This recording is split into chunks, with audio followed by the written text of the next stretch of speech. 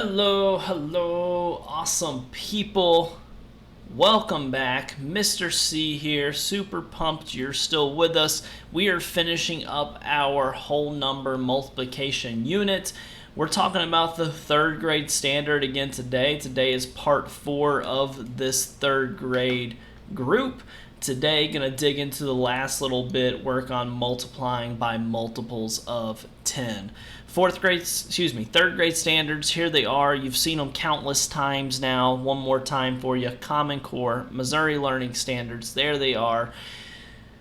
Before we jump into it, a couple of things to remind you of. One, make sure you subscribe. Join us on this math journey. Love to see more people follow along with us as we go about making math more understandable and challenging. That is our goal.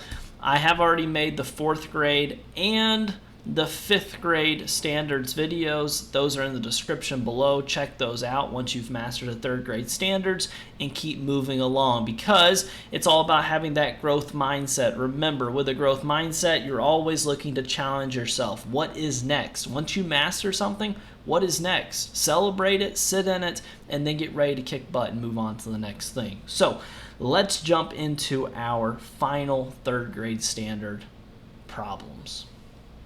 All right, so today going to kind of just focus on multiplying by multiples within the 10 to 90 range. Okay, and so to do this, we've talked about arrays a lot and drawing pictures and how important those could be. Continue doing that if you have not mastered it. You could set this one up by drawing a picture. You could make 6 groups that have 10 inside of each, just like I'm doing right now. This is a great strategy to use, especially if you're just getting started in this 3rd grade standard. Arrays are a great place to start at when it comes to learning multiplication, because it shows you the picture form of what you're doing for multiplication. And let me finish drawing this so I can talk a little bit more. 1, 2, 3, 4, 5, 6, 7, 8. Here is 9 groups and 10 groups. So notice within these 10 groups, I have 10 of them. 1, 2, 3, 4, 5, 6, 7, 8, 9, 10. And within that, there is 6 within each group. If I'll finish up my drawing here.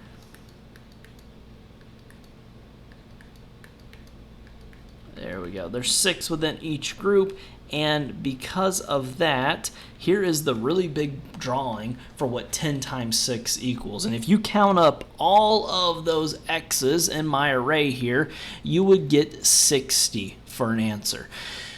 That took a lot of time, and I did that really quickly. And if you were doing it, most likely it's going to take you probably about as long as I did, maybe a little bit longer. And there's nothing wrong with taking our time in math and working through it slowly, but we're always looking to be efficient too. And being efficient doesn't mean that you're quick, doesn't mean that you just fly through it. And as soon as somebody asks a question, you're like, me, choose me. It means that you're able to think through it and get a correct answer in a timely manner. Okay, what would be a simpler way for me to do 10 times 60? All right, a simpler way for me to do 10 times 60, let me write it up here. All right, a simpler way, come on now, there we go. A simpler way for me to do 10 times 6 would be to skip count by 10. 10, 20, 30, 40, 50, 60. How many times did I skip count by 10? 1, 2, 3, 4, 5, 6. What's my answer? The answer would be 60. That's the quickest way to kind of do it, you know? That's the most efficient way. Skip counting by 10 or skip counting by 6. Either way would work. Let's bump it up to a little bit bigger of a problem. Let's say you had 2 times 20. What could you do here? Ask yourself, what could you do? How could you solve this? Could you draw an array? Heck yeah, you could draw an array. Is it going to take you a while? Yeah. Is there a better chance of making a mistake? Most likely, because for me, whenever I have to draw 20 things within an array, 20 pieces within it, I'll probably make a mistake. So what would be a more efficient way? What could be a strategy here? Well, two ways you could think about it. You could skip count by 2. And if we did that, we would do 2, 4, 6, 8. And we would keep going until we did it 20 times. Whew, that could take a while. Doable, but it would take a while. What would be a more efficient way of figuring out what this is? Well, a more efficient way would be skip counting by 20. Can you skip count by 20? Well, let's see. We want to skip count by 20 2 times. So we've got 20. What's 20 plus 20? 40. 20 times 20 is 40. 20 plus 20, is 40. So 20 times 2 is going to give us 40. There's our answer. 2 times 20 equals 40. Again, you could have skip counted by 2, 4, 6, 8, 10, 12, 14, 16, 18, and kept going until you did that 20 times. Or a more efficient way would be to skip count by 20 or add 22 times, because multiplication is the same thing as repeated addition. All right. Pause for a second, rewatch this if you need to, then I'm going to bring up the next one. All right, next one I have for you here is 5 times 60. Whew, okay. Think about it for a second. Try this one on your own. Give it a shot. Pause the video. Try it. And then let's see what you did. All right, here we go. So what are we going to do here? I'm seeing 2 different things. 3 different things, really. 1, we could draw an array. It's going to take us a while because I've got to draw 5 groups of 60 or 60 groups of 5. And that's a lot of drawing. Another way I could do it, so first way I could do it is I'll put an array. Second way I could do it is I could skip count by 5. So I can skip count by 5 60 times. Or another way I'm thinking is maybe I could skip count by 60. That could be a way too. It's going to be a lot of skip counting though. Let's kind of see what we've got. Let's skip count by 60 and see. So, we start off with 60. I'm going to write that over a little bit. All right, let me draw a little section here. There we go. So if we start off with 60, then we have to do that again. So 60 plus 60. Over on the side, you may need to do 60 plus 60. And if we add that up, I'm getting 120. So now I've got 120. What would we do to this 120? Well, we're probably going to have to add 60 to 120. So I could add 60 more here, and I'm going to get 180. Or there's another way you could do it, because that takes a long time as well. That's going to cause possibly some problems. Here's a way that you could do it. Does anybody know how to skip count by 6? Yeah, I bet you do know how to skip count by 6. Watch this. Let's skip count by 6. 6, 12, what comes after that? 18, 24, 30. All right, we skip counted by 6. Do y'all see the 0 right here? What I want you to do with that 0 is when you skip count by 6, 12, 18, 24, 30, what we were doing is we were basically ignoring this 0. We were pretending that 0 wasn't there. And the reason we did that is because it's going to make it really easy for us now. Because all you need to do is look at how many zeros you have and attach that. How many zeros do we have here? 1. We have 1 0. Watch me. I'm going to attach a 0 behind every single one of these numbers that we skip counted by.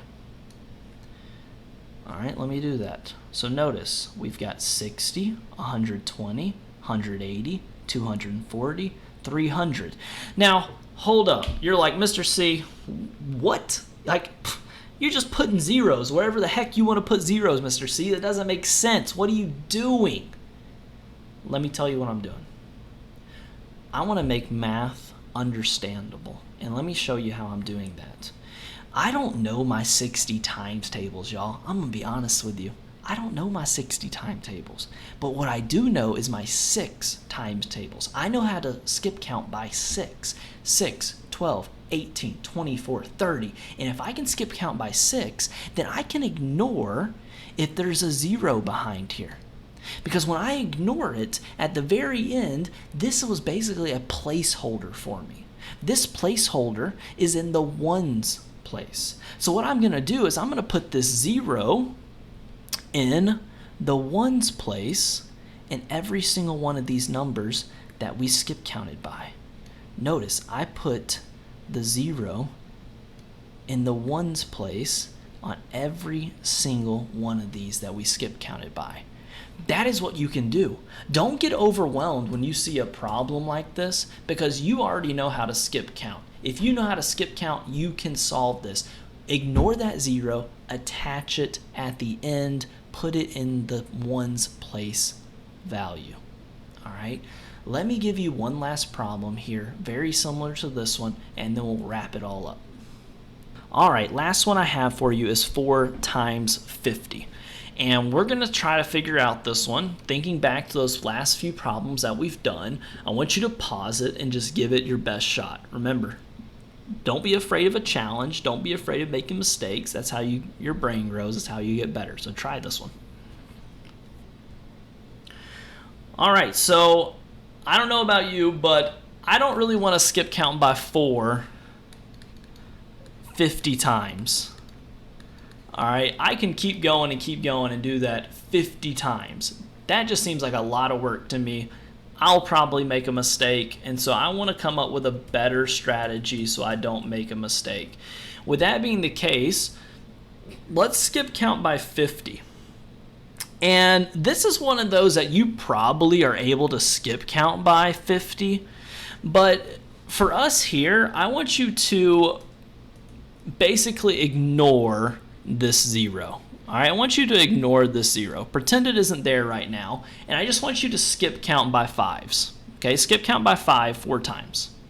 So we have 5, 10, 15, 20. That's 1, 2, 3, 4. I skip counted by 5 4 times. All right, and if you remember back to the problem that we just did, I had you ignore this 0 because why? Why are you ignoring this 0? Why can we ignore it? Well, the reason I want you to ignore it is because if you can skip count by 5, you can skip count by 50, you can skip count by 500, you can skip count by 5,000, 5 billion, 5 trillion. As long as you're able to skip count by 5, you can do it no matter how many zeros you have here. Okay? If you can skip count by 5, you can skip count by any number. All right? That has zeros at the end. So let me show you what I'm talking about. So we had 50.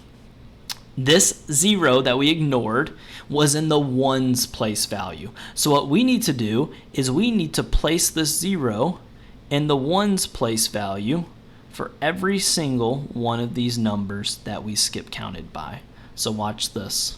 We put the 0 next to the 5, the 0 at the end of that, at the end of this, and the end of this number. Now we have 50, 100, 150, 200. Notice the zeros in every single one of these that we placed is in the ones place value. That's because the 0 that was in our 50, the 0 was in the ones place value.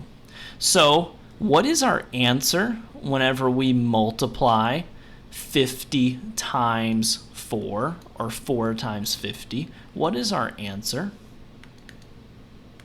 Our answer is 200. I highly recommend grabbing a whiteboard, grabbing a piece of paper. Try some more. Try some different ones. Do 6 times 70. Do 3 times 90. Do 40 times 8. All right, try those out. The more you practice, the better you're gonna get. Check out the other parts of our 3rd grade standards. Watch the other videos. Once you're ready to kind of move on, I talked about 2 websites earlier that I want to highlight one last time for you.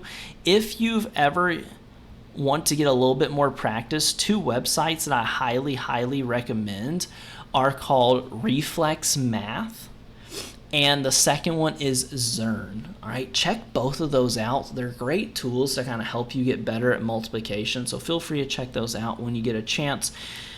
Make sure you watch the 4th grade and 5th grade multiplication videos as well. We've got more units coming up very soon, trying to make math more understandable and challenging. Thank you for tuning into this video. Make sure you click the subscribe button.